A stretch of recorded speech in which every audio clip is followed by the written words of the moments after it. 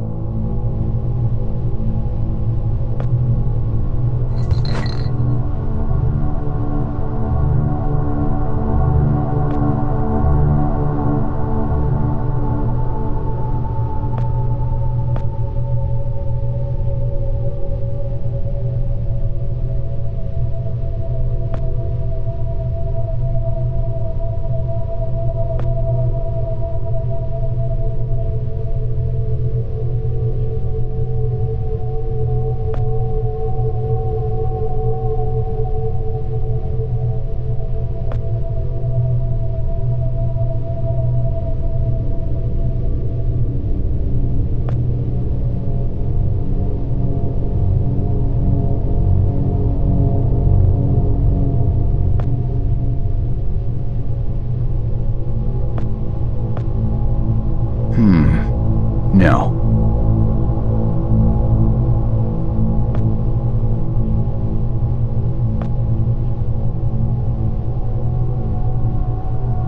Far out.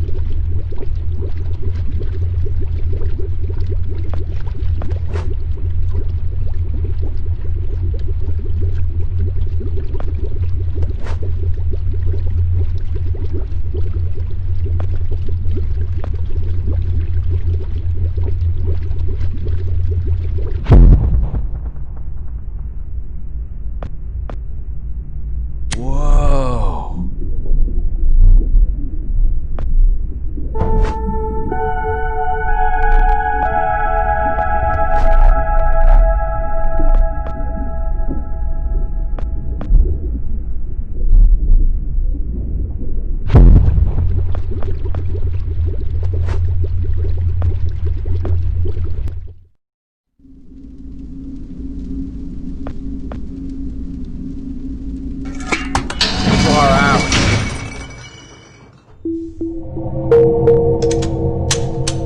Stop right there! Whoa, wait! Mr. Lambert, sir, it's me, Joe!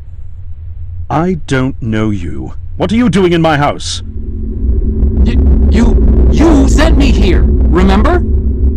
I've done no such thing. For an intruder, you're not very bright, you know that?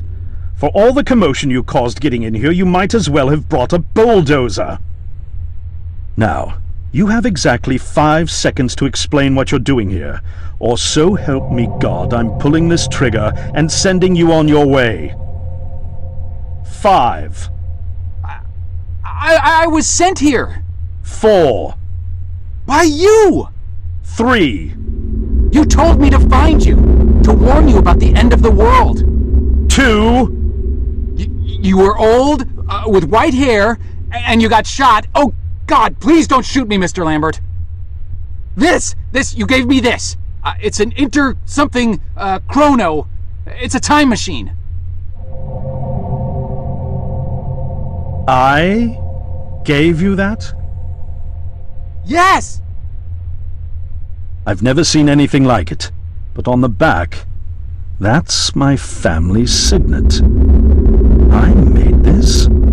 It's simply magnificent. I gave this to you? Why? Who are you? Name's Joe, sir. I'm just a janitor at the Archon building. I found you in a room with a big, round door in the basement labs this morning, and you were dying.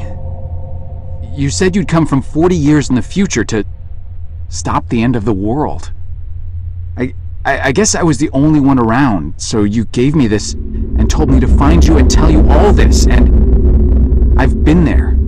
The future, I mean. A bunch of times. And you were right, Mr. Lambert. Everyone's gone. My God, so it did come to pass. They really did it, those greedy goddamn bastards. I told them this would happen. Wait, I was dying? How? You said you'd been shot. I had to actually find you at the morgue to get this address. Shot? By whom? No, wait. Don't say anything else. You succeeded in finding me, which means anything you tell me from this point on could alter the course of action that brought you to my doorstep. The less I know, the better. So, you've seen the future. What did you see? It's like a bad dream, sir. Everyone's gone. buildings are coming apart. It's all just quiet. What happened, Mr. Lambert? It is Dr. Lambert. And considering all the effort you just went through to find me, not to mention bearing witness to the horrific outcome of the biggest breakthrough in the history of science, I suppose I owe you some kind of explanation.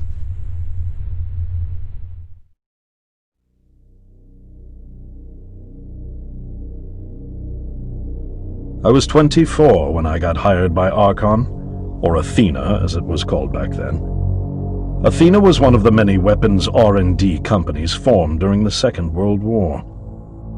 Unlike other R&D companies that had retooled themselves to pursue peacetime activities after the war, Athena had made enough money to continue chasing the next big thing in defense technologies. They were betting the farm on post-war Soviet expansion, raising the level of government paranoia to create a lucrative market for esoteric weapons research. I'd say they made the right bet. Still a theoretical physicist at MIT, my thesis on the possibility of time travel via dimensional membranes got published shortly after I was hired in 1961. Company heads were so impressed, they gave me a team and a budget. Development exceeded even my own expectations, and after only 6 years, we had the first primitive version of the time machine up and running.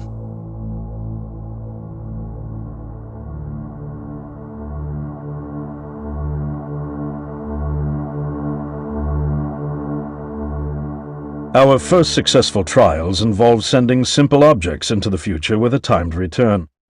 But with Archon running out of money, that was all the company bigwigs needed to secure a big fat contract with the Department of Defense. Apparently, we had sold them on the idea that the technology could be used to go back in time and strangle communism in its cradle. The reality, of course, was that it couldn't. Due to the laws of causality, you can't travel back in time beyond the point where time travel was invented. And sooner or later, we had to explain that to our benefactors. When they started pushing for progress reports, Archon management had to come clean, but instead chose to ease government concerns by claiming the technology could be used to bring back advanced weapons from the future. But this, too, was a lie.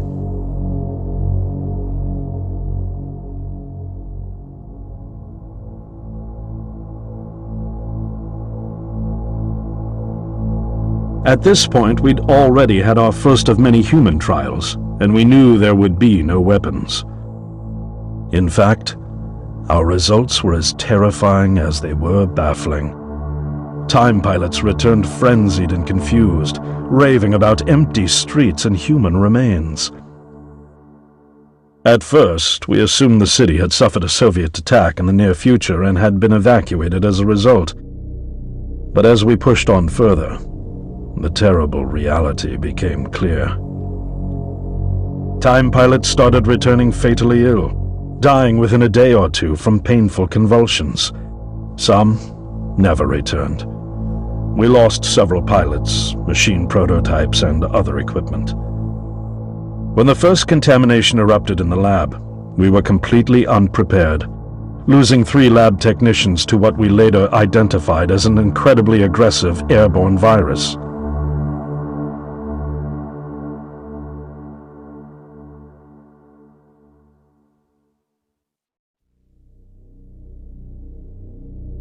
Although we weren't equipped to handle biohazards of this magnitude, management insisted we contain and study it. To keep our pilots and the virus alive long enough to study, we co-opted experimental cryotechnology from another project, Lazarus, and established a makeshift virus lab. Once again, the bigwigs managed to spin our setbacks into a success story for the Department of Defense, now claiming that the virus could be cultivated for use as a biological weapon. The team threatened to resign, but outrage was swiftly quenched by promises of massive salary increases and stock options. I didn't take the bribe. I'd witnessed the lethal efficiency of the virus firsthand. I knew there was only one way this was going to end, so I handed in my resignation and set up shop out here.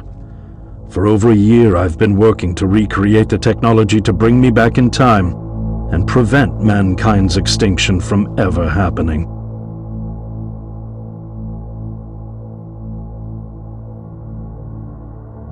And now you're here, the harbinger of doom at my doorstep, wearing a boiler suit. Who could have imagined that Judgment Day would begin like any other Monday in May? In any case, unfathomable as it may be that you were able to bring this information to me, knowing is only half the battle. Preventing the outbreak will require more than just your tenacity. Me? Wait, what? Yes, I'm afraid I must rely on you one more time. You must go back to Archon and prevent the outbreak. No, that's, I mean, I'm really honored and everything, but... Believe me, you're the last person in the world I want to entrust with this, and I mean that quite literally. But by this time tomorrow, the entire city will have succumbed to chaos, panic, and death. You're here now, and you're all I've got. Wait, but what about you? Can't you fix this, Doc? Don't you have a plan? I can't go myself, because that would break the law of causality. The only reason you are here to warn me now is because I was there to send you.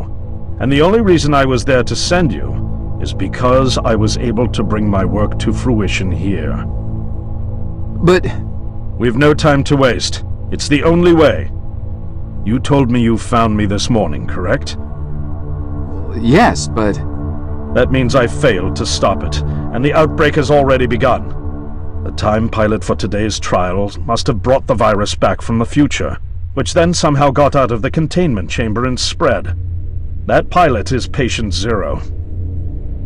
I need you to destroy the supercomputer system controlling the time machine. All the research data is stored there too.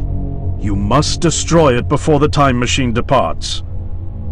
I'm reconfiguring your device to send you back 1 day earlier.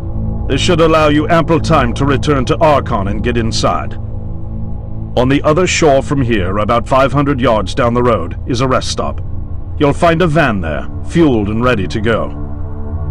Oh, I already have a ride. Which won't be there yesterday, you ninny. Now stop interrupting me. One last thing, and I need you to listen carefully because this is very, very important. Make sure you do not meet the earlier version of you. Why? What will happen? No one knows for sure. It's one of the conundrums not yet accounted for. There are theories, of course. None of them pleasant. Now, let's get you ready.